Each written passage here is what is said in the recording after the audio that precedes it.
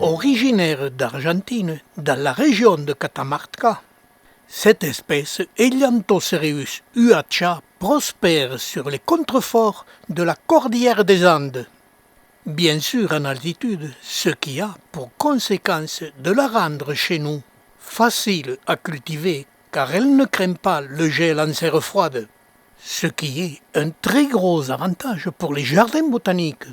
Mais cette espèce a d'autres superbes qualités que j'avais obtenues à partir de ses fruits, ce qui la rend des plus intéressantes, car la floraison transforme ces plantes piquantes aux couleurs variées en joyaux de collection. Mais la particularité de cette espèce, robuste et très florifère en été, a été présentée et décrite avec de superbes fleurs rouges.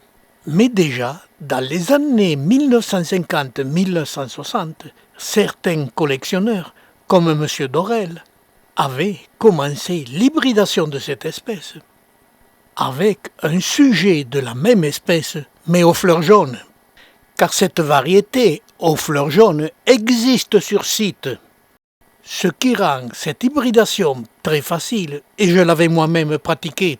Et voici quelques résultats obtenus. Mais ces images vous présentent aussi des résultats obtenus par d'autres passionnés.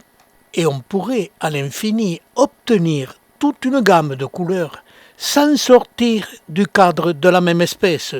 C'est une hybridation très facile. Le seul inconvénient, cette espèce Elianthocereus uacha pousse en touffe, semi-rampante et devient prolifère à sa base, ce qui lui fait prendre de grands volumes et devient encombrante dans les serres. Mais l'on peut la cultiver à l'extérieur, simplement sous abri, mais même sans abri, en région méditerranéenne.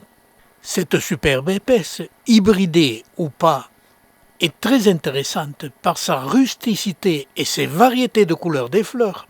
Son seul inconvénient, en vieux sujet, elle a besoin d'1 mètre carré de surface.